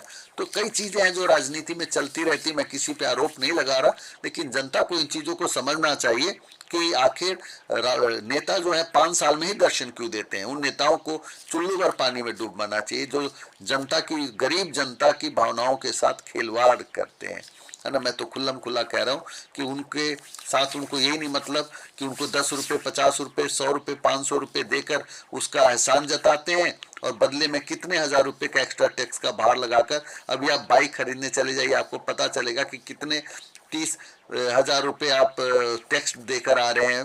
तो ये गरीब आदमी भी तो ऐसा नहीं है कि आजकल उसको अगर जॉब पे जाना है तो लेगा, मजबूरी है उसकी, है ना। और मोबाइल और इंटरनेट और ये सब चीजें तो वैसे भी आवश्यक वस्तुएं हो गई, इस पे भी टैक्स है। आप बताइए 100 200 500 रुपए ऐसे लोग टैक्स दे रहे हैं, हर आदमी दे रहा है, फिर कहते हैं कि टैक्स तो अमीर ही केवल देते हैं, गरीब नहीं देते। तो ये सब बेवकूफ बनाने के तरीके हैं सारे। जानवरों में अब जोश नहीं था, रैलियों में वह बात नहीं थी। भालू की फंडिंग चिंपैंजी को थी, अब बंदर की औकात नहीं थी, है ना। भालू की फंडिंग भी हो रही है उधर। अब ये सब तो मैंने कहा ना कि अभी के कंटेक्स्ट में अब क्या सच्चाई है वो आप आगे सोचने समझने का काम करेंगे। मीडिया ने भालू को मसीहा बोला, उसे अर्थव्यवस्था की जान बताया, संविधान को सुरक्षा स्तंभ दिखलाया, तो बंदर को भ्रष्टाचार की पहचान बताया। चिंपैंजी अब था जंगली, जंगल का गांधी, जंगल राज से निजात दिलाएगा। भेड़िया, भालू व गीदड़ की तिगड़ी बंदर को मात दिलाएगा। कहने का मतलब भालू के आने से क्या हुआ कि दोनों मीडिया से लेकर हर चीजें भी अब थोड़ी थोड़ी वेटेज मिलने लग गई है। सियार का मिशन अभी तभी खत्म होगा जब लोमड़ी न्याय सुनाएगी, बंदर पे चलेगा राजद्रोह और चिंपैंजी पे सत्ता आ जाएगी। उच्च कोटि का ड्रामा था ये, योजना अनुसार सब काम हो रहा, दिमाग चल रहा था लोमड़ी का, पर चिंपैंजी की तिगड़ी का नाम हो रहा। सियार सियासी मकसद, पर वो भी सिर्फ एक प्यादा था। व्यवस्था परिवर्तन व स्वराज का नारा सत्ता के लिए महज वादा था। कहते हैं ना कि व्यवस्था परिवर्तन होना चाहिए, व्यवस्था परिवर्तन होना चाहिए, और बाद में सिर्फ सत्ता परिवर्तन होके रह जाता है ना। व्यवस्था तो वही की वही रह जाती है, वही टोपियां, वही लोग, वही संसद, और इस तरीके से भ्रष्टाचार करने वाले टोपियां बदल के फिर चुन जाते हैं। तो इसमें गलती तो उन जनता की है जो उन लोगों को वोट दे देते हैं। बड़े के नाम पे वोट दे देना, जबकि अपना नेता अच्छा हो उसका चुनाव करना चाहिए। किरदार वही थे पहले जैसे, टोपियां केवल बदल गई थी, मकसद था अभी भी सत्ता पाना। न्यायालय की अप्रत्यक्ष दखल हुई थी। बरसों पहले जो आंदोलन हुआ था वही इतिहास दोहरा रहा था। बंदर की जगह चिंपैंजी पे थी कुंजी, पर भालू काबिलियत पे इतरा रहा था। सत्ता चाहे किसी पे होगा, जनादेश ही सबसे अहम होगा। सेहरा सजेगा जनता के ही सिर पे, जागरूक नहीं तो ताकत का सिर्फ वहम होगा। अगर जनता जागरूक नहीं रही तो उसे सिर्फ ताकत का वहम होगा, जबकि कुछ नहीं होगा उसके हाथ में। सिया ने अनशन चालू किया, बंदर रीछ व गेंडे का पर्दाफाश किया। न्यायालय से जांच की गुहार लगाई, इनकी साठ गांठ का उपहास किया। रीछ को पैसे का नशा, गेंडे को था ताकत का गुमान। न्यायालय से कैसे सजा मिलेगी, लोमड़ी रखेगी अपना मान। पर इनको एहसास नहीं था, लोमड़ी ने ही तो बिसात रची थी। न्यायाधीश के गरिमामयी पद पर उम्मीद की भी अभी भी बात बची थी। जिस संविधान ने सत्ता दी थी वही इन गद्दारों के गले का फंदा होगा। बंदर संग सबको सजा मिलेगी, सत्तासीन केवल सच्चा बंदा होगा। आंदोलन व अनशन के साथ ने अच्छे जनमत का निर्माण किया। अगर निष्पक्ष चुनाव हुआ तो समझो बंदर राज का निर्माण किया। लोमड़ी की योजना स्पष्ट थी, पहले भेड़िए व सियार स्टार बनेंगे, भालू व हाथी का इस्तेमाल होगा, फिर इनको सत्ता से बेगार करेंगे। व्यवसायियों ने सत्ता का लाभ लिया है, जंगल हित में उसे मजा चखाएंगे। व्यापार को सियासत से उसे दूर करेंगे, न उसे खाने देंगे न खुद कुछ खाएंगे। राजनीति से भ्रष्टाचार खत्म करेंगे, न ही किसी कोने में हवाला होगा। लालच देने व लेने वाले को सजा होगी, किसी के नाम का न कोई निवाला होगा। ये सभी अभी न्यायपालिका का रोल है, और न्यायपालिका को एज ए हीरो इसमें दिखाया है। मैंने कोशिश की है कि न्यायपालिका ने कैसे कैसे बुरे दिन को भी देश हित में बदला है, खुद को रिस्क में डालकर भी उन्होंने जनहित में काम किया है। तो भालू जैसे को भी सजा मिलेगी। लोकतंत्र जिनके लिए सिर्फ चंदा हो गया, धनबल व बाहुबलियों पे रोक लगेगी, सत्ता जिनके लिए सिर्फ धंधा हो गया। भालू की फंडिंग, गीदड़ का भाषण आंदोलन को नई ऊंचाई दे रहे। चिंपैंजी का चेहरा सियार की सियासत, सभी महत्वाकांक्षा के अंदेश दे रहे। सियार के अनशन की बेतहासा जीत, जानवरों का जोश भी जोरों पे था। सत्ता के सपने संजो रहे सभी, पर आंदोलन का लाइसेंस तो चोरों पे था। अत्याचार के खिलाफ सभी लामबंद थे, न्यायालय ने भी सच्चाई का साथ दिया। बंदर राज को बर्खास्त करके लोकतंत्र की मजबूती को अपना हाथ दिया। चुनाव आयोग को सख्त किया गया, चुनावी अध्यादेश भी हुआ जारी। सार्वजनिक संस्थानों को निष्पक्ष बनाया, न्यायालय की नहीं किसी से यारी, है ना। न्यायपालिका को मैंने कहा ना कि एज ए हीरो की तरह से उन्होंने सब गलत प्रथाओं को गलत करने की कोशिश की। लोक जंगल तंत्र को खत्म करना था, सियार के अनशन पे भी संज्ञान लिया। लोमड़ी ने फंडिंग पर रोक लगाई, सभी नेताओं की नीयत को भी जान लिया। संविधान में शक्ति बहुत थी, न्यायपालिका को काफी सशक्त किया। मीडिया अगर कभी बिक भी जाती तो सत्ता परिवर्तन ने उसे बेवक्त किया। संविधान की हत्या बर्दाश्त नहीं है, लोमड़ी ने सभी को आगाह किया। कानून सभी के लिए एक जैसा, चाहे शादी की हो या निकाह किया, है ना। जो एक तरह से सबके लिए समान कानून, ये देखा जाए देश के लिए बहुत ही ज्यादा जरूरी है ना। बेशक इसको एक चुनावी मुद्दा बनाया गया है बजाय इसको पूरा करने के। सभी नेताओं का एक रहा कि केवल एक मुद्दा बना लो कि यूनिफॉर्म सिविल कोड लाएंगे, लेकिन मुद्दा के अलावा जबकि सभी व्यक्ति के पास समान अधिकार होने चाहिए। अगर 4 साल में अग्निवीर रिटायरमेंट ले रहे हैं तो 4 साल में नेताओं को भी रिटायरमेंट ले लेनी चाहिए, और उनको तो पेंशन भी नहीं मिलनी चाहिए, क्योंकि वो इतना कुछ करके जा रहे हैं। उनकी संपत्ति पे हमेशा निगरानी रखी जानी चाहिए, है ना, तभी लोकतंत्र सफल हो पाएगा। अगर आचार संहिता का हुआ उल्लंघन, अगले चुनाव तक वो निष्कासित होगा, पार्टी की भी मान्यता रद्द होगी, सभी चैनलों पे यह प्रकाशित होगा। न्यायाधीश लोमड़ी बहुत सजग थी। लोमड़ी में जंगल राज का ताना था, बंदर राज का उस पे दाग लगा था, अब उसे खात्मे से इसे मिटाना था। लोमड़ी ने चुनाव आयोग को तलब किया, हर क्षेत्र में पर्यवेक्षक लगवाए, जंगल सुधारकों को भी बुलवा भेजा, निष्पक्ष चुनाव की सबसे गुहार लगाए। बंदर की नीयत खोटी थी, मौज मस्ती ही सबको आती थी रास, मनी ट्रैप व हनी ट्रैप का सहारा लिया, सबकी नीयत का उसे था आभास। बंदर ने आंदोलनकारियों को घेरा, बारी बारी से सबको किया किनारा, एक एक को बारी बारी से निशाना बनाया, भ्रष्टाचार विरोध का बुलंद किया नारा। बंदर ने ईडी को और मजबूत किया, prevention of money laundry act, है ना, पीएमएलए का दूसरा नाम लिया है, जोड़ दिया। विरोध में आवाज उठाना आसान नहीं था, काली गुफा में ले जाकर एकांतवास में छोड़ दिया। ईडी का अब जंगल हित में छापा डलता, मीडिया इसे भ्रष्टाचार पे गहरा प्रहार बताता था, आवाम की आवाज की हड्डी पसली तोड़ी जाती, फिर बंदर उन्हें जंगल पर भार बताता था, है ना। सबको यानी कि कहा ना, केवल और केवल आलोचना करना ही काम रह गया, और इस तरीके से संस्थागत ढांचों का गलत प्रयोग होने लग गया।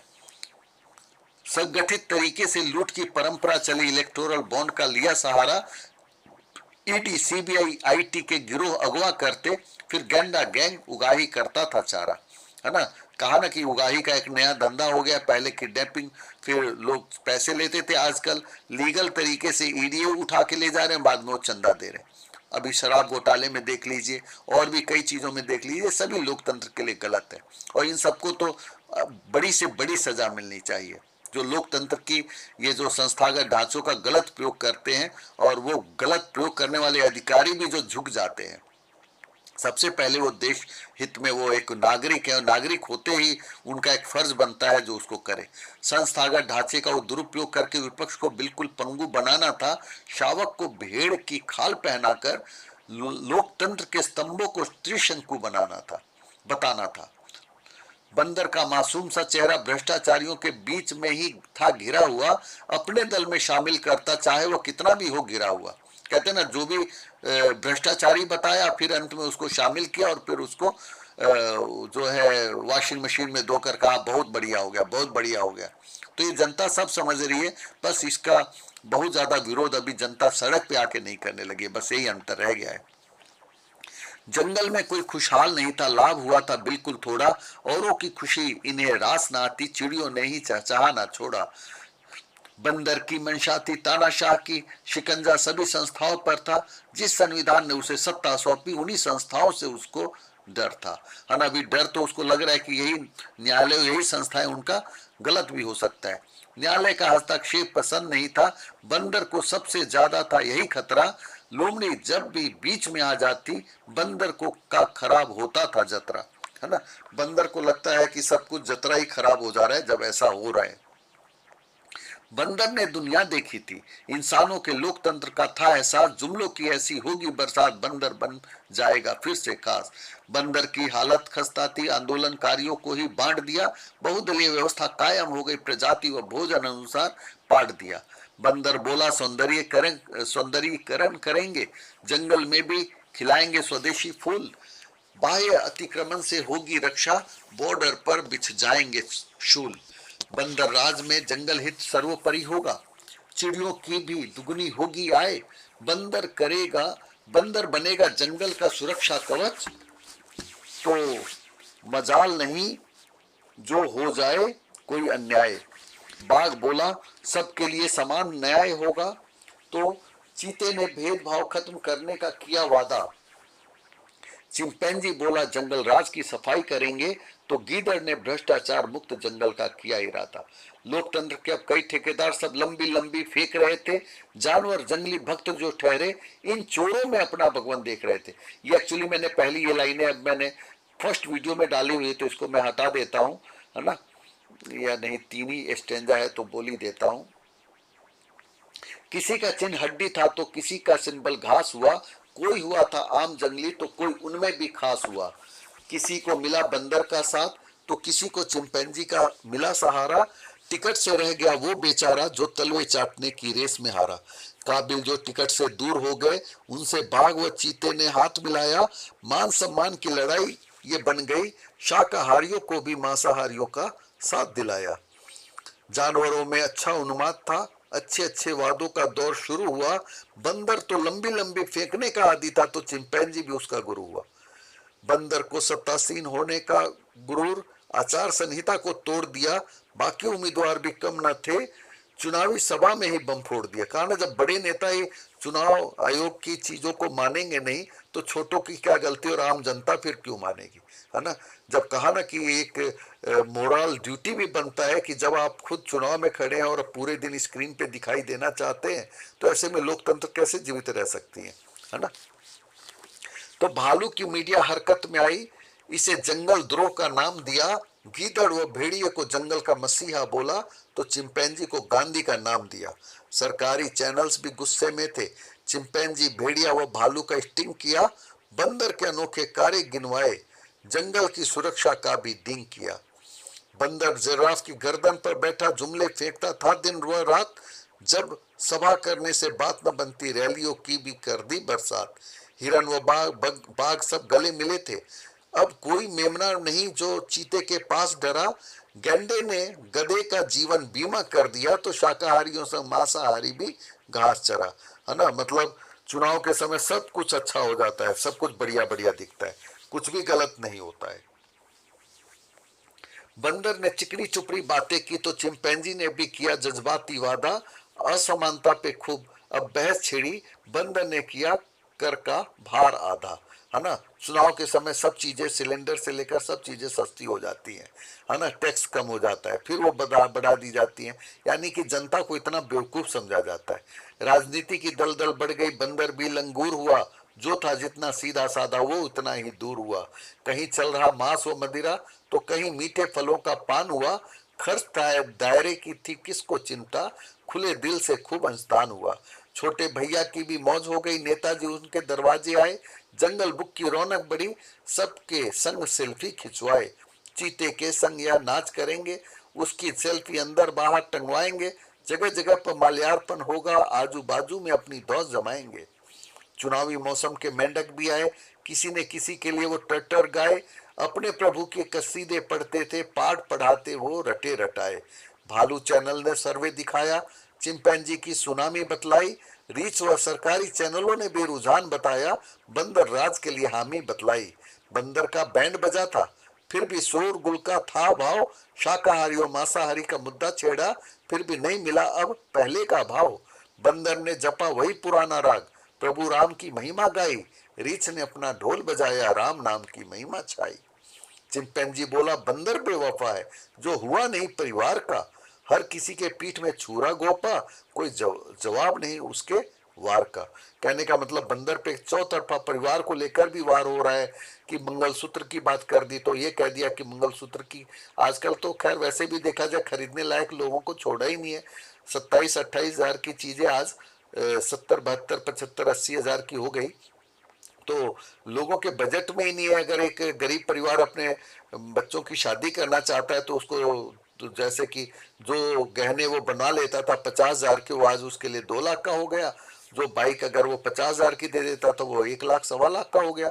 और जो सिलेंडर गैस खाना पीना बनाने में वो खर्च भी 4 गुना हो गया। तो बचा क्या, मतलब गरीबों की तो हालत हद से ज्यादा खराब हो गई है। तो अब जो है जनता को लेकर जिसमें संवेदना न हो वह मंत्री नहीं किसी काम का। गरीबों के नाम पर जो गरीबों को लूटे, झूठ बोलकर जो अपना उल्लू सीधा करता, वह तानाशाह है मोटे चाम का। अब ये लाइनें ऑलरेडी मैंने कह दी हैं पहले, तो इसलिए मैं अब इसको जो है ये ऑलरेडी मेरी आगे की लाइनें हैं जिसको मैं बता चुका हूं। अब मैं आपको, क्योंकि त्रिशंकु जनादेश है ना, अब उस पे आता हूं कि जंगल की आत्मा भटक रही थी जैसे मन में हीन कोई काया, गरीब काया। अब ये मैं आपको बता रहा हूं कि ये पोएम की लास्ट अब जो कुछ पेजेस रह गई हैं, उससे पहले अब मैं इस वीडियो में जैसा कि मैंने कहा था कि मैं अपने आकलन जैसा कि मैंने वीडियो में बताया है उसको करने की कोशिश करता हूं। मुझे क्या लगता है कि इस बार त्रिशंकु जो सरकार की मैंने पहले ही लिखी हुई है, 2019 की कुछ लाइनें हैं, कुछ मैंने अभी साल में 6 महीने में ऐड की थी, लेकिन अब मैं इसके पीछे लॉजिक दे रहा हूं कि जो मैंने जो लाइनें लिखी हैं हो सकती है मेरी कल्पना भी हो, लेकिन उसमें हकीकत भी है। अब मुझे हकीकत भी नजर आ रही है। जैसे कि देखिए, अगर मैं बात करूं दिल्ली, हरियाणा, पंजाब और यूपी की पहले, तो दिल्ली, हरियाणा और पंजाब की बात करूं तो दिल्ली की 7 सीटों में मुझे लगता है कि इंडिया जो अलायंस है उसकी 4 और मिनिमम 4 है ना, 5 और 6 भी हो सकती हैं। हरियाणा में 10 में से 6 मिनिमम है ना। पंजाब में 10 में से 13 में से कम 12 है। ये मेरे आकलन है। मैं 101% मेरे प्रिडिक्शन हमेशा ही सही रहे हैं, आज तक गलत नहीं हुए। तो मैं इस हिसाब से यहाँ बताने की कोशिश कर रहा हूँ कि ये सत्ता के हिसाब से हैं जो कि बनने चाहिए। और इस तरीके से, और यूपी के अंदर जो है 80 में से मैं जो डिजिटल मीडिया है और जो गोदी मीडिया है या जो दूसरी मीडिया है या मेन मीडिया है या अखबार मीडिया है, प्रिंट मीडिया, जो मर्जी कहिए आप, सोशल मीडिया है, हर चीजों का आकलन के आधार पे मैं बता रहा हूं कि मुझे जैसा कि अभी कंडीशन नजर आ रहे हैं त्रिशंकु गवर्नमेंट की कैसे नजर आ रही है, 245 और इंडिया अलायंस की 255-56, 244 और 256 का आकलन मेरा कहता है ना। और मेन की रोल में मुझे उड़ीसा के जो है नवीन पटनायक जी, चंद्रबाबू नायडू, जिन्होंने अक्सर चुनाव लड़ा किसी के साथ और साथ दिया किसी को, है ना। वेस्ट बंगाल में ममता बनर्जी और नीतीश कुमार, ये ऐसे ऐसे की रोल होने की संभावना जो मुझे आगे नजर आ रही है कि किसके साथ चले जाएंगे तो वहां उनकी बार्गेनिंग कैपेसिटी बन जाती है। इसके बाद मैं बात करूं बिहार की, तो वहां मुझे लगता है कि मिनिमम 20 सीटें इंडिया अलायंस की है। और उसके बाद झारखंड की 14 में से, क्योंकि देखिए 9 है तो 9 तो मिनिमम है, लेकिन 10 मानकर चल रहा हूं मैं, क्योंकि जो सोरेन है उनके जेल में जाने से लोगों के अंदर एक अलग सी फीलिंग्स है, चाहे वो दिल्ली हो या चाहे वो झारखंड हो। और झारखंड के लोग ज्यादा इमोशनल है, मौका प्रस्त कम है, तो मुझे लगता है कि वहां सीटें आ सकती हैं, ज्यादा हो सकती हैं। महाराष्ट्र में तो 101% 48 में से 30। कर्नाटका में कम से कम 16 सीटें इंडिया अलायंस की। केरला में मिनिमम 19 और 20 में से 20 सीटें हैं, जिसमें से 19 का मुझे लगता है। और यहाँ तक कि जो तेलंगाना है वहां पे 17 में से 12 सीटें, क्योंकि मुख्यमंत्री का मुझे काम नजर आ रहा है और उनके स्पीच भी मुझे थोड़े इंप्रेसिव नजर आते हैं। तमिलनाडु में 39 में से 38 सीट। और जो एमपी है वहां पे मुझे लगता है कि बीजेपी, जो एमपी, गुजरात, उत्तराखंड और आप छत्तीसगढ़ कर लीजिए, कि इसको जो मैं बीजेपी के लिए गढ़ मान रहा हूं, जहां पे वो 2-3 सीटों का ही ज्यादा से ज्यादा हर एक राज्य में जैसे जैसे नुकसान होगा। तो बाकी जगह, अगर हम दूसरी जगह की बात करें जहां और सीटें इंडिया अलायंस को नजर आ रही हैं, जैसे कि मैंने कहा ना कि गुजरात में अगर 3 सीटें कम होंगी उनकी ज्यादा से ज्यादा, उत्तराखंड में भी मुझे लगता है कि 3 आएंगे तो 2 सीटों पे खतरा है उनको। हिमाचल में भी 2-2 का 50-50 नजर आता है। छत्तीसगढ़ में ये इंडिया अलायंस को कम से कम 3 सीट, तो राजस्थान में 8 या 9 सीट आने का अनुमान है। असम में और नॉर्थ ईस्ट में 50-50 नजर आता है, जैसे कि असम में 7, तो नॉर्थ ईस्ट की बात करूं तो मैं 12 सीट इंडिया अलायंस को मिलेंगे। और वेस्ट बंगाल में भी नेक टू नेक है, 21 सीट एटलीस्ट मिलेंगे। इंडिया अलायंस 256, तो एनडीए 244 और त्रिशंकु नजर आती है सरकार। उम्मीद है आपको हमारी ये पहल पसंद आई होगी। Thank you.